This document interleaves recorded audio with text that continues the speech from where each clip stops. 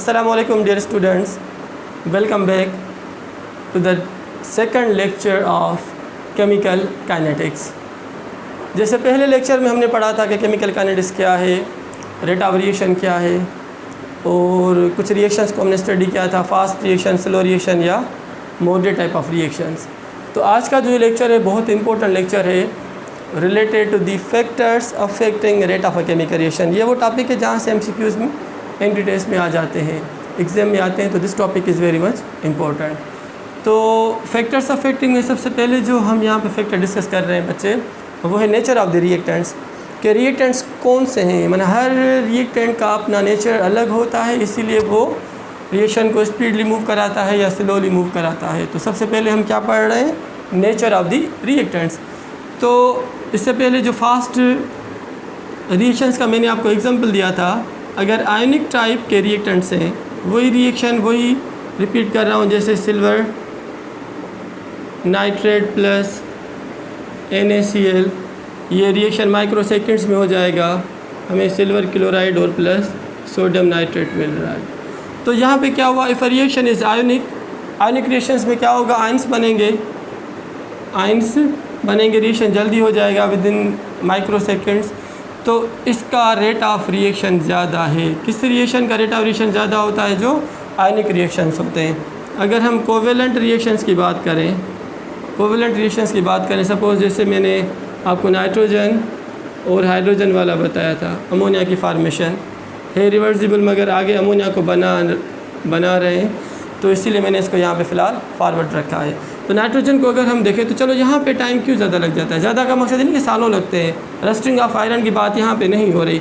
मैं कंपेयर कर रहा हूँ वो रिएक्शंस जिनका रेट ऑफ रिएक्शन ज़्यादा होता है। क्यों? क्योंकि वो आयनिक इन नेचर होते हैं। कुछ ऐसे मॉडरेट टाइप ऑफ रिएक्शंस होते हैं, चलो वो मॉडरेट क्यों होते हैं, वो क्या सबब होता है जिसके तहत वो रिएक्शंस मॉडरेट हो जाते हैं, ना ही वेरी फास्ट हो जाते हैं, ना ही वो वेरी स्लो रिएक्शंस हो जाते हैं। ठीक है ना बच्चे। तो यहाँ पे जो नाइट्रोजन है, अगर हम इसकी बॉन्डिंग को देखें तो इस नाइट्रोजन के अंदर ट्रिपल कोवेलेंट बॉन्ड मौजूद होता है। ठीक है।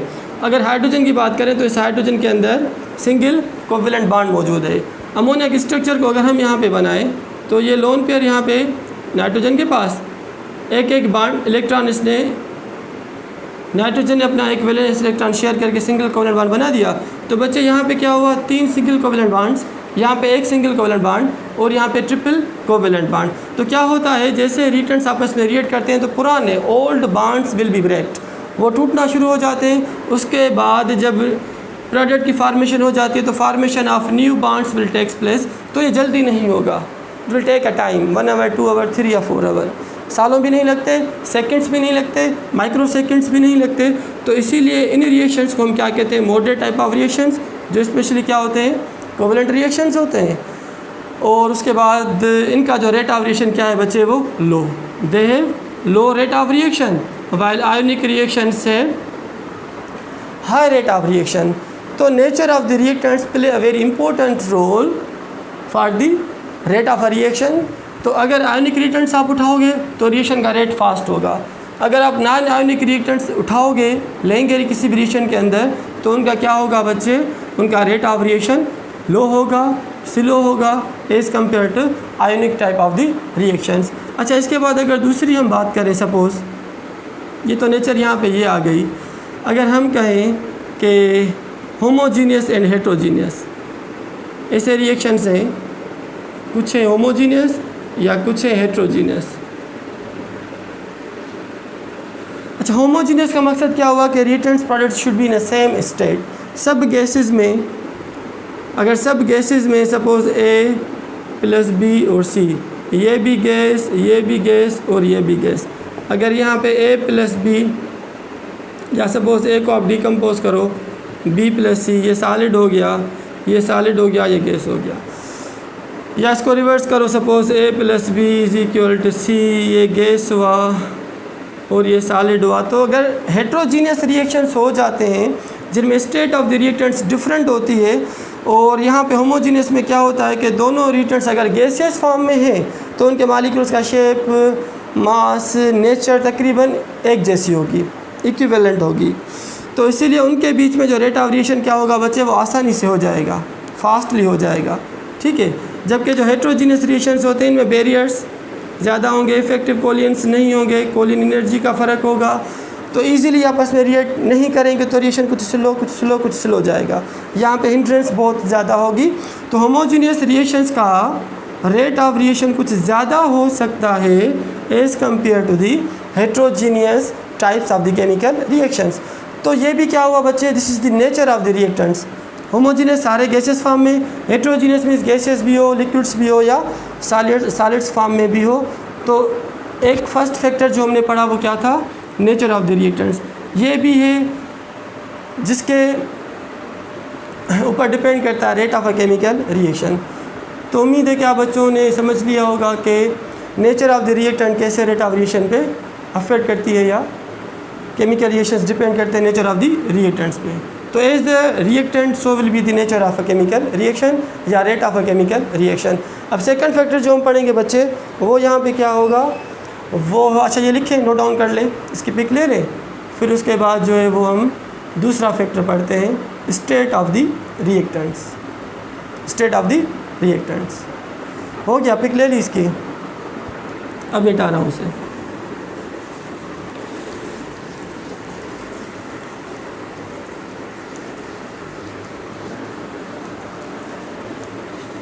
Second factor is state of the reactants. State of a reactant, ये कुछ नया है। स्टेट ऑफ अ रिएक्टेंट एक नई बात। स्टेट यहाँ पे 3 स्टेट्स होती हैं, gaseous state, liquid state and solid state. अगर मैं सपोज गैसेस की बात करूँ, रिएक्टेंट्स अगर गैसेस फॉर्म में, तो उनका रेट ऑफ रिएक्शन ज़्यादा होगा if reactants are present in a liquid form. तो लिक्विड का कुछ रेट ज़्यादा हो सकता है एज़ कम्पेयर टू सॉलिड्स। वही बात कि गैसेस मालिक्यूल्स कुछ दूर होते हैं, इनके मालिक्यूल्स आसानी से इंटरेक्ट कर सकेंगे आपस में। लिक्विड के मालिक्यूल्स कुछ करीब होते हैं, इनमें हिंड्रेंस रुकावट ज़्यादा होगी। कोलियंस जो होंगे हो सकता है वो इफेक्टिव कोलियंस ना हो, इनइफेक्टिव कोलियंस हो, तो रेट ऑफ रिएक्शन कुछ कम हो सकता है। अब एक सॉलिड यहाँ पे पड़ा हुआ है, ठीक है बच्चे, वो दूसरा सॉलिड यहाँ पे पड़ा हुआ है। अब इनके मालिक्यूल्स फ्रीली मूव नहीं कर सकते, तो इनके बीच में जो कोलियंस होंगे, जो रिएक्शन पॉइंट्स जो हम कहते हैं कोलियंस होते हैं, वो इजीली नहीं होंगे। तो सबसे ज़्यादा चांसेस रेट ऑफ रिएक्शन के किस स्टेट के होंगे बच्चे, गैस। तो जो गैसियस रिएक्टेंट्स होते हैं वो इजीली रिएक्ट करेंगे क्योंकि उनके मालिक्यूल्स फ्रीली मूव करेंगे। और इनके जो मालिक्यूल्स के कोलियंस होते हैं ना, जैसे मैंने आपको बताया था पहले कि अगर आप गैसेस के मालिक्यूल्स उठाओ तो 1 सेकंड के अंदर 9 बिलियन, मतलब 9 के साथ आप कितने लगाओ, 9 zeros, 5 बिलियन, 9 बिलियन, चलो 5 billion, I think it is 5 billion. तो 5 बिलियन पर सेकेंड इतने कोलियंस होते हैं किसके, एक गैस के मालिक्यूल के। आप गैस का एक मालिक्यूल उठाओ, अगर वो कंटेनर के अंदर बंद है यहाँ पे, तो ये जो एक मालिक्यूल है ये कितने कोलियंस करता है विथ ईच अदर या with the walls of container. देखो यहाँ पे 5 × 10 power 9, 5 × 10 power 9 collisions of a single molecule per second. अब देखो इतने जब कोलियंस होंगे तो रेट ऑफ रिएक्शन क्यों नहीं इसका तेज़ होगा as compare to liquids and solids. तो इसे हम कहते हैं कोलियन थ्योरी। एक थ्योरी होती है फिजिकल केमिस्ट्री, 3rd ईयर में यूनिवर्सिटी के बच्चों को हम पढ़ाते हैं ये कोलियन थ्योरी में, कि जो गैस के मालिक्यूल्स होते हैं वो उनके बीच में जो कोलियंस होते हैं उनका रेट बहुत ज़्यादा होता है। कितना होता है क्वान्टिटेटिवली, अंदाजन 5 × 10 पावर 9, 5 बिलियंस कोलियंस पर second is done by this single molecule. तो एक मालिक्यूल जितने कोलियन करेगा तो लास्ट में जितने ज़्यादा कोलियंस होंगे तो reactants can easily convert into product. तो state of a reactant play an important role for the determination of a rate of a chemical reaction। तो गैसेस में ज़्यादा होता है एज़ कम्पेयर टू लिक्विड्स, और लिक्विड्स में ज़्यादा होता है एज़ कम्पेयर टू सॉलिड्स। तो if reactants are present in a solid form they can have a low rate of reaction as compared to the reactants present in a gaseous form। लिखे, pick ले लें इसकी। फिर इसके बाद हम करेंगे third factor is temperature, effect of temperature on the rate of a reaction. तो अगर आपको केमिकल काइनेटिक्स समझ में आ रही है, रेट ऑफ रिएक्शन समझ में आ रहा है, तो बच्चों सरफराज केमिस्ट्री ट्यूटोरियल को काइंडली सब्सक्राइब करें, लाइक करें, ताकि अच्छे तरीके से मेहनत करें, आप बच्चों को इल्म पहुँचाएँ एट योर डोर स्टेप। तो kindly do subscribe my YouTube channel Sarfaraz chemistry tutorials. Thank you. तो अब चलते हैं, तीसरा जो फैक्टर है यहाँ पे स्टेट के बाद, वो फैक्टर है टेम्परेचर। तो टेम्परेचर का क्या इफ़ेक्ट होता है on a rate of reaction. बहुत आसान, अगर आप शुगर गर्म पानी में डिज़ोल्व करें, सपोज़ 2 चम्मच आप शुगर लें, गर्म पानी में डालें, मिक्स करें, 2 मिनट में हो गई, ठीक है बच्चे। वही 2 चम्मच शुगर आप ठंडे पानी के अंदर डालें तो 2 मिनट में नहीं, अब वो 10 मिनट में हल होगी। तो यहाँ से क्या हुआ कि जो गर्म पानी के मालिक्यूल्स हैं उनकी काइनेटिक एनर्जी, उनके रेट ऑफ कोलियन इंटरेक्शन वो ज़्यादा है।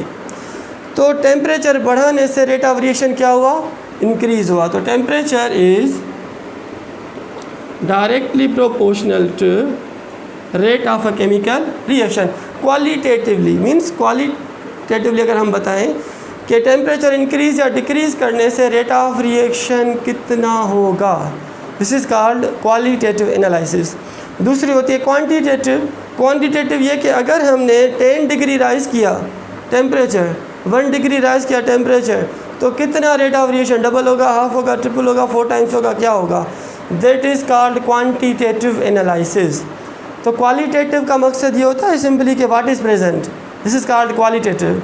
और quantitative means how much that is present, वो कितना मौजूद है। क्वांटिटेटिव वो मौजूद है या नहीं मौजूद है, असर हो रहा है नहीं हो रहा, इफ़ेक्ट हो रहा है या नहीं, उस किस्म की स्टडी को हम कहते हैं qualitative. Qualitative means what is present and quantitative means how much that substance is present. तो बच्चे temperature is directly proportional to rate of reaction. अगर क्वांटिटेटिवली हम कहें कि 10 डिग्री आप राइज़ करोगे टेम्परेचर, तो रेट ऑफ रिएक्शन कभी डबल भी कहाँ पे लिखते हैं, कभी ट्रिपल भी लिखते हैं।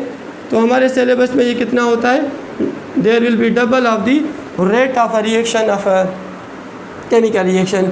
तो temperature is directly proportional to rate of reaction. आप टेम्परेचर बढ़ाओगे, इफेक्टिव कोलियंस बढ़ जाएंगे, average kinetic energy of the molecules increase हो जाएगी, वो आपस में फ्रीक्वेंटली कोलाइड करेंगे। तो अगर उनके कोलियंस इफेक्टिव है तो वो जल्दी में कन्वर्ट हो जाएंगे from reactant to a product. तो रेट ऑफ रिएक्शन इंक्रीज़ हो जाता है by increasing temperature.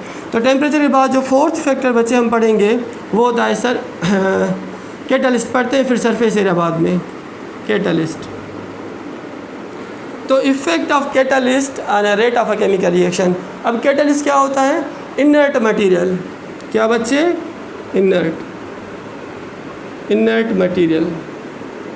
Inert material वो मटेरियल होता है जो रिएक्टेंट के मॉलिक्यूल्स के साथ केमिकली इंटरेक्ट नहीं करता, जस्ट रिएक्शन को स्पीड अप कर जाता है। अब अगर हम बात करें किस कैटलिस्ट की, पॉजिटिव कैटलिस्ट की, तो बच्चे जो पॉजिटिव कैटलिस्ट होता है इसका काम क्या होता है, to speed up the reaction या increase the rate of a reaction, increase rate of a reaction.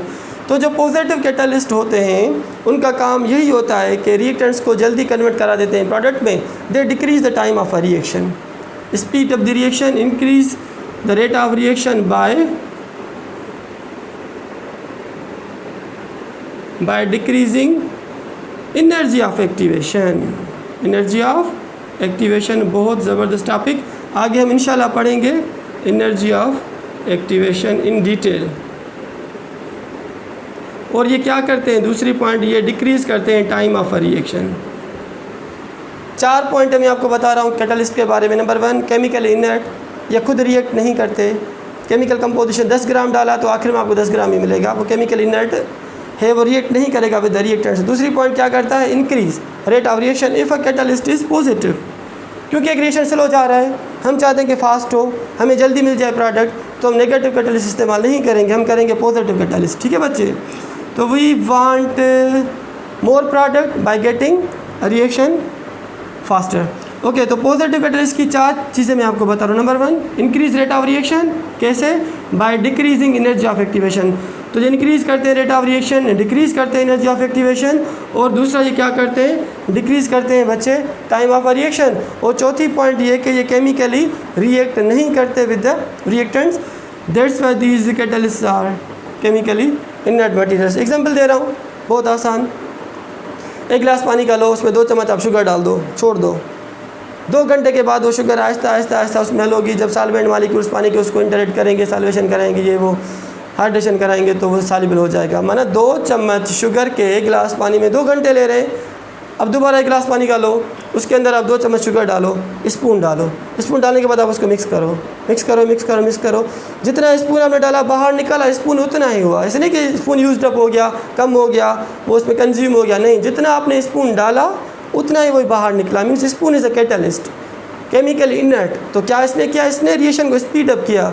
वो जो 2 चम्मच 2 घंटे में हो रहे हैं अब वो 10 मिनट में हो गए। तो कैटलिस्ट ने क्या किया बच्चे, speed the rate of reaction, solubility of sugar in the water and decrease the time of the solubility of the sugar into the water. तो कैटलिस्ट का यही काम होता है कि केमिकल इनर्ट होता है, स्पीड अप द रिएक्शन, और उसके बाद ये क्या करता है, डिक्रीजिंग एनर्जी ऑफ एक्टिवेशन। ये हम आगे पढ़ेंगे डिटेल में इंशाल्लाह, what is energy of activation और किस तरीके से डिटेल में मैं आपको ये पढ़ाऊँ। कैटलिस्ट यहाँ पे मेन टॉपिक नहीं है, यहाँ पे जस्ट फैक्टर है, 4th factor affecting rate of a chemical reaction. बाकी कैटलिस्ट आगे केमिकल काइनेटिक्स में मेरा खुद अपना एक मेजर टॉपिक है, उसमें डिटेल में मैं आपको पढ़ाऊँगा what is catalyst, what is positive catalyst, what is negative catalyst, जिन्हें हम इनहिबिटर्स कहते हैं, इनका क्या रोल होता है, मैकेनिज्म ऑफ रिएक्शन को कैसे ये चेंज करते हैं, वो इंशाल्लाह हम कमिंग लेक्चर में पढ़ेंगे। ठीक है ना बच्चे।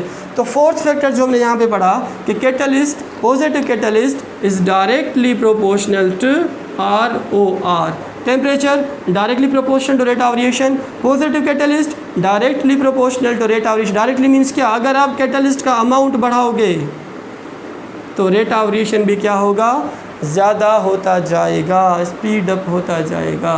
तो 4 फैक्टर्स हमने यहाँ पे पढ़े। इसके बाद कुछ और भी है फैक्टर्स जिन पर रेट ऑफ रिएक्शन डिपेंड करता है, तो नोट डाउन कर लो इसको, फिर इसको मिटा के मैं आपको 2-3 और फैक्टर्स जो हैं जिन पर रेट ऑफ रिएक्शन डिपेंड करता है मैं आपको बताता हूँ।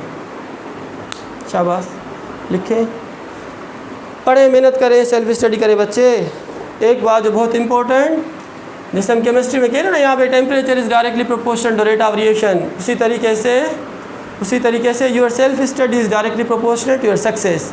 अगर आप कामयाब होना चाहते हो तो ज़्यादा सेल्फ स्टडी करो। हम टीचर्स पे सिर्फ डिपेंड ना करो, बुक्स के ऊपर सिर्फ डिपेंड ना करो, तो आप डिपेंड करो किन पे, अपनी सेल्फ स्टडी पे, because your self study is directly proportional to your aim of life, to your success. तो ज़्यादा से ज़्यादा टाइम दो, आप अपनी सेल्फ स्टडी को खुद पढ़ो, ताकि जब क्वेश्चंस राइज आएंगे, मोर स्टडी मोर क्वेश्चंस तो क्या होगा, हम टीचर से आप पूछेंगे।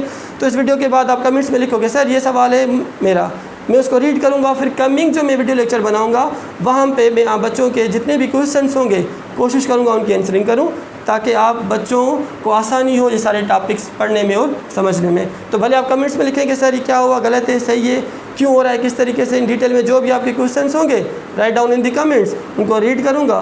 फिर कमिंग लेक्चर जो मैं बनाऊंगा इसका जो 3rd होगा ऑर्डर ऑफ रिएक्शन, वहाँ पे मैं आपको बच्चों को उनकी आंसरिंग करूंगा इंशाल्लाह। तो your self study is directly proportional to your success. Be directional students हो तो स्टूडेंट्स वाला काम करो, माना स्टडी। अब आते हैं 4था फैक्टर, ये था क्या, कैटलिस्ट। और 5वां फैक्टर जो हम पढ़ेंगे बच्चे वो होता है सपोज सरफेस एरिया। बहुत आसान, बहुत ही simple, effect of surface area on the rate of a reaction. तो surface area is directly proportional to rate of a reaction. अब सरफेस एरिया कैसे, अगर कोई भी रिएक्टेंट आप पाउडर्ड फॉर्म में लें, किस फॉर्म में ले लें आप, पाउडर्ड फॉर्म में ले लें, तो उसका सरफेस एरिया ज़्यादा होता है। Powdered reactant has a high value of surface area, so it has a high rate of reaction. बहुत आसान, सपोज़ आप शुगर, वही बात, शुगर, चीनी, 2 चम्मच क्रिस्टल में जो शुगर है आप वो पानी के अंदर डालें, 2 चम्मच, उसको हल करें। सपोज़ आपको कितना टाइम लगा, 10 मिनट। उसी जगह पे एक दूसरा गिलास पानी का लें, उसमें 2 चम्मच आप ग्लूकोज डालें जो पाउडर्ड फॉर्म में होता है, ठीक है। ये 2 चम्मच ग्लूकोज पाउडर डाल दें, ऐड करें, आधे मिनट में, 1 मिनट में वो आसानी से हल हो गया। तो याद करें, if a reactant is present in a powdered form it has a larger surface area. तो रिएक्टिंग, अच्छा, लार्जर सरफेस एरिया क्या होता है बच्चे, इस बात को समझे, एक्टिव साइट्स बढ़ जाती हैं। रिएक्टेंट को आप ग्राइंड करो, पाउडर फॉर्म में ले आओ, तो उसका सरफेस एरिया बढ़ जाता है, उसकी एक्टिव साइट्स बढ़ जाती हैं। कि दूसरा रिएक्टेंट आसानी से उसके ऊपर बैठेगा, इंटरेक्ट करेगा, हीट अप करेगा, उसको सॉल्युबल करेगा, उसको रिएक्ट करेगा। तो surface area is directly proportional to what active sites on the surface of that reactant. तो एक्टिव साइट्स बढ़ जाएंगी तो रिएक्शन होने में आसानी होगी, इंटरेक्शन होने में आसानी होगी, तो रेट ऑफ रिएक्शन भी क्या होगा वो बच्चे हाई हो जाएगा।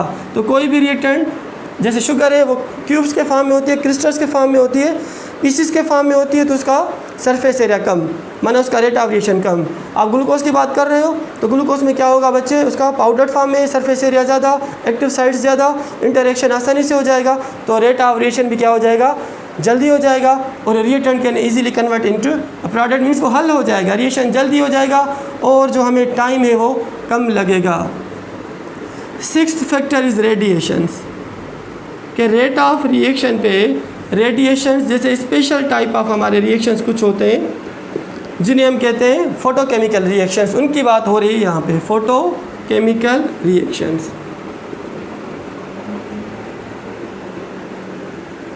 Photochemical reactions, photo means light, chemical reaction is chemical change. अगर लाइट लगाओगे तो केमिकल चेंज होगी, वरना रिएक्शन नहीं होगा। उन रिएक्शंस को हम स्पेशली क्या कहते हैं बच्चे, फोटोकेमिकल रिएक्शन। एमसीक्यू में आपको बता रहा हूँ एंटी टेस्ट का, सुनिए गौर से।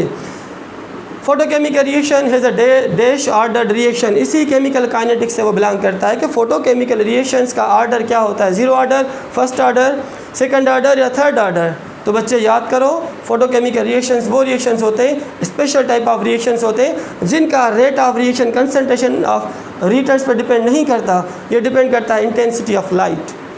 तो the order of photochemical reaction can be zero order reaction पढ़ेंगे। इसके बाद जो दूसरा लेक्चर होगा हमारा, what is order of reaction, types of the orders of the reactions, उनमें मैं आपको बिल्कुल ज़रूर ये इन डिटेल में पढ़ाऊँगा कि फोटोकेमिकल रिएक्शंस का ऑर्डर अगर ज़ीरो है तो क्यों, इन डिटेल में थोड़ा वेट करो। इंशाल्लाह इसके बाद जो वीडियो लेक्चर दूसरा बनाऊँगा केमिकल काइनेटिक्स का, उसमें हम ऑर्डर्स ऑफ रिएक्शंस पढ़ेंगे इंशाल्लाह।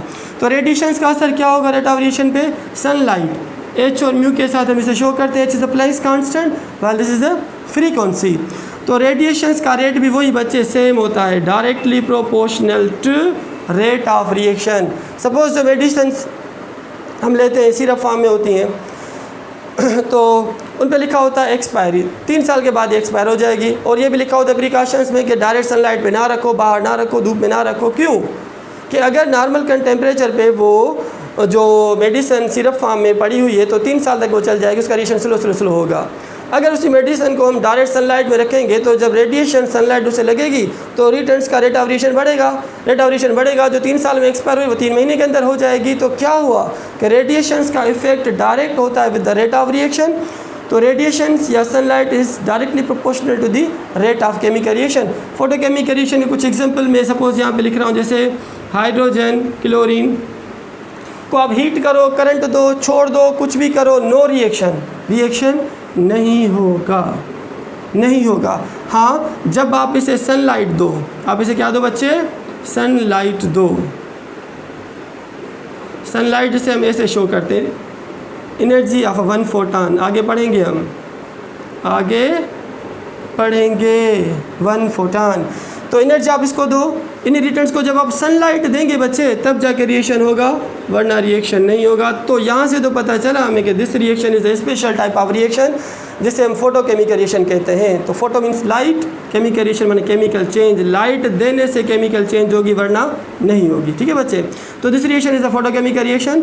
सनलाइट देंगे तो रिएक्शन होगा वरना नहीं। जितनी ज़्यादा सनलाइट देंगे, इंटेंसिटी ऑफ लाइट ज़्यादा होगी, उतना रेट ऑफ रिएक्शन ज़्यादा होगा।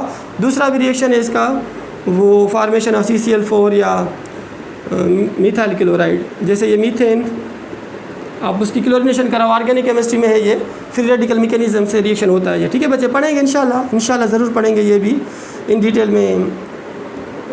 Synthesis of CCl4, study of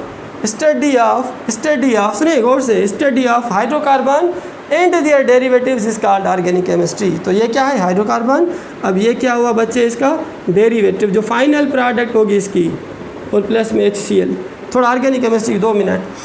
तो हाइड्रोकार्बन अब ये चीज़ जो बनी, ये तो हाइड्रोकार्बन है नहीं, कार्बन के बाद हाइड्रोजन ही है, मगर ऑर्गेनिक है। Why it is organic in nature? Because it is the derivative of this methane. तो study of hydrocarbon and their derivatives is also called organic chemistry. पढ़ेंगे इंशाल्लाह, ज़रूर पढ़ेंगे। तो बच्चे क्या हुआ कि अगर हम इसको सनलाइट यहाँ पे लगा रहे हैं तो फिलहाल हमें यहाँ पे क्या मिल रहा है? Methyl chloride. तो this reaction is a photochemical reaction. और इस रिएक्शन में क्या हो रहा है बच्चे? हम लाइट देंगे तो होगा, मीन्स इसका भी रेट किस पे डिपेंड करेगा? कंसंट्रेशन ऑफ रिएक्टेंट्स पे डिपेंड नहीं करेगा। किस पे डिपेंड करेगा? Intensity of photons, intensity of lights. And the seventh last very much important factor is a concentration. मैंने पहले नंबर पे नहीं कंसंट्रेशन लिखा, बुक्स में factors affecting rate of reaction में कंसंट्रेशन सबसे पहले लिखते हैं, मैंने सबसे आखिर में लिखा है। क्यों? इसका भी एक रीज़न है, वो मैं आपको बताता हूँ। The last factor is concentration. तो सिंपली जनरली कहते हैं बच्चे, जनरली, हमेशा नहीं, इस बात को समझें। जनरली कंसंट्रेशन अगर हम इंक्रीज़ करेंगे रिएक्टेंट्स की तो रेट ऑफ रिएक्शन भी क्या होगा बच्चे? वो इंक्रीज़ होगा। Generally by increasing the concentration of reactants rate of reaction increases. Generally, हमेशा नहीं, नॉट ऑलवेज, नॉट ऑलवेज। क्यों?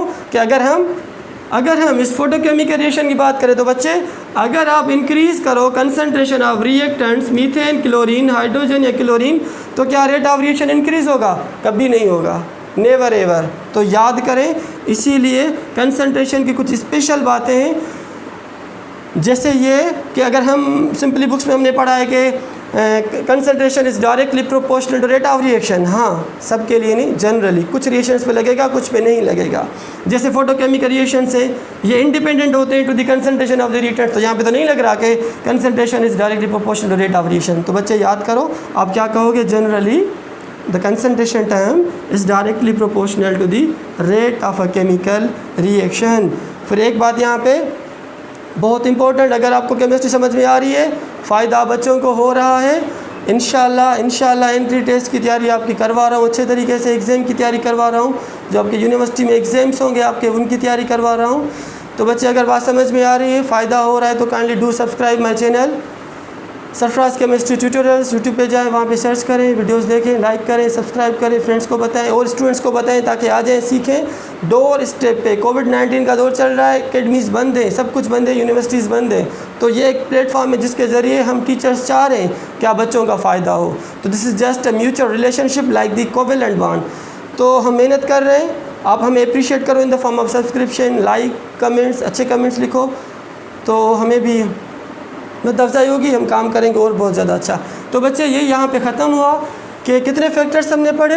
7 factors affecting rate of reaction. और इसके बाद जो कमिंग लेक्चर होगा हमारा इंशाल्लाह, उसमें हम पढ़ेंगे rate law of mass action. याद करें, एक बात बहुत इंपॉर्टेंट बता रहा हूँ, ये जो लॉ ऑफ मास एक्शन दिया था ना गुलबर्ग और वेज ने, इसमें एक गलती है, ये रिजेक्टेड है। क्यों, कैसे, आगे मैं आपको कमिंग लेक्चर में बताऊंगा कि किस तरीके से कुछ रिएक्शंस पे ये वैलिड है और कुछ रिएक्शंस पे law of mass action Guldberg और वेज ने जो दिया था 1868 में, वो वैलिड नहीं है। कैसे, वो कमिंग लेक्चर में जब हम पढ़ेंगे इंशाल्लाह। रेट, लॉ और आर्डर और टाइप्स ऑफ आर्डर्स में इंशाल्लाह ज़रूर पढ़ेंगे। लिख लें, इसकी तस्वीर ले लें, फिर हम स्टार्ट करेंगे जो coming lecture, order of the reactions. Thank you very much.